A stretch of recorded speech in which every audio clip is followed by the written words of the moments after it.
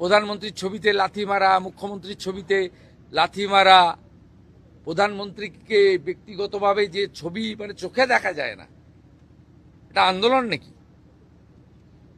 কিন্তু যেভাবে সংবাদ মাধ্যমের কর্মীদেরকে মেরেছে, রক্তপাত করেছে এবং প্রাণঘাতীর চেষ্টা করেছে, তার বিরুদ্ধে ব্যবস্থা 7টা মামলা হয়েছে। সব মামলা কিন্তু রিপোর্টাররা করেছেন। যাদের ভিডিওতে দেখা গেছে তারা গ্রেপ্তার হয়েছে। এদের সঙ্গে ককরোচ পার্টি, নিট আন্দোলনের কোনো সম্পর্ক নেই। এরা কেউ ছাত্র নয়, এরা কমপ্লিটলি জামাতি, মৌলবাদী এবং ভারতবর্ষকে দুর্বল করতে চায়, অশান্তি করতে চায়। আর এরা গুন্ডা দমন আইনে ব্যবস্থা হবে। গতকাল বিধানসভায় যা বলেছি ওটাই ফাইনাল। অভয়া আন্দোলন, আরজিকর আন্দোলনে কিভাবে মার খেয়েছে রিপোর্টাররা, কিভাবে রক্তপাত হয়েছে, না প্রেস ক্লাব কোনো ভূমিকা নিয়েছে, না তদানীন্তন মুখ্যমন্ত্রী বা পুলিশ কোনো ভূমিকা নিয়েছে, না কেউ গ্রেপ্তার হয়েছে। বলে একটি সংগঠন, তার একজন নেতাও অ্যারেস্ট হয়েছে। বামেদের মিছিলে এই তৌহিদি জনতা বিচ্ছিন্নতাবাদী শক্তিরা আসছে কি? এটা বামেদের মিছিল ছিল না, ওখানে ওই যে আপনাদের যারা সেলফ ডিক্লেয়ার ককরোচ পার্টি তাদের এই মিছিল ছিল, পরে বামেরা যুক্ত হয়। তা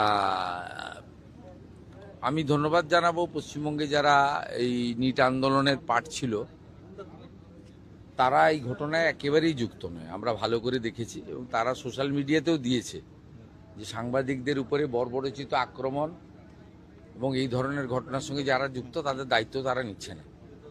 তারা সোশ্যাল মিডিয়াতেও দিয়েছে, আমাকে কলকাতা পুলিশের সিপি সব পাঠিয়েছে, দেখেছে। এই শক্তিটা কমপ্লিটলি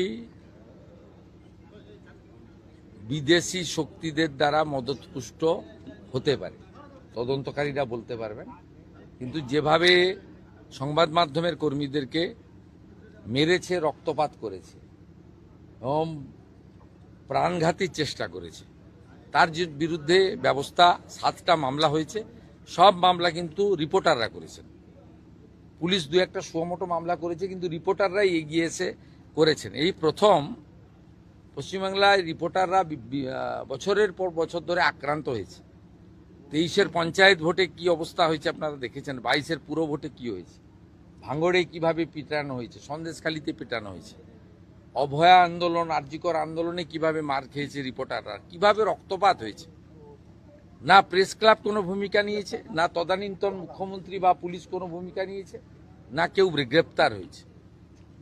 কিন্তু এবারে আপনারা দেখেছেন, আমরা গণতন্ত্রের 4র্থ স্তম্ভ শুধু ভাষণে বলি না, কাজও করি। আমি তৎক্ষণাৎ পিজিতে ছুটে গেছি এবং রিপোর্টাররা সাহস পেয়েছে, তারা এগিয়েছে, এফআইআর করেছে, মেডিকেল করেছে, গ্রেপ্তার হয়েছে 14 জন।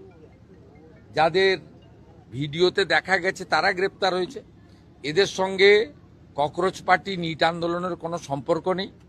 এরা কেউ ছাত্র নয়, এরা কমপ্লিটলি জামাতি, মৌলবাদী এবং ভারতবর্ষকে দুর্বল করতে চায়, অশান্তি করতে চায়।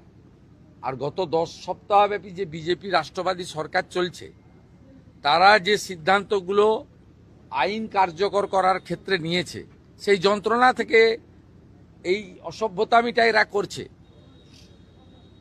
এই খারিজি মাদ্রাসা তার রেজিস্ট্রেশন নিয়ে তদন্ত হচ্ছে, এদের রাগ আছে। অবৈধ ওবিসি সার্টিফিকেট পেয়েছিল, হাইকোর্ট বাতিল করেছিল, আমরা কার্যকর করেছি, রাগ আছে। 1950 সালে পশু হত্যা আইন কার্যকর হয়েছে, রাগ আছে।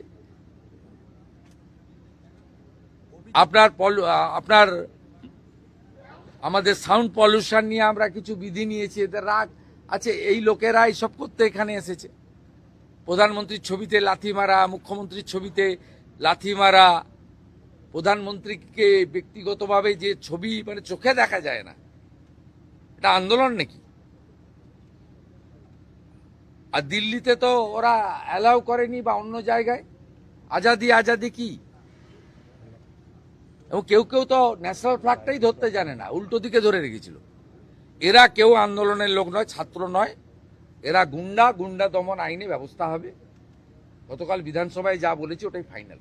দাদা আজ কার্গিল দিবসে দাদা আজ কার্গিল দিবসে কুণাল ঘোষ এবং আপনি মমতা বন্দ্যোপাধ্যায় তারা দুজনেই আজকে কার্গিল দিবস। কার্গিল দিবসে যারা শহীদ হয়েছে আমাদের ভারত মাতাকে সুরক্ষিত রাখার ক্ষেত্রে তাদের স্মরণ করার দিন। সোশ্যাল মিডিয়াতেও করেছি, এখানে মন কি বাত শুরুর আগে এখানে যে আমাদের অস্থায়ী শহীদ বেদি বানানো হয়েছে সেখানে দাঁড়িয়ে স্যালুট করেছি।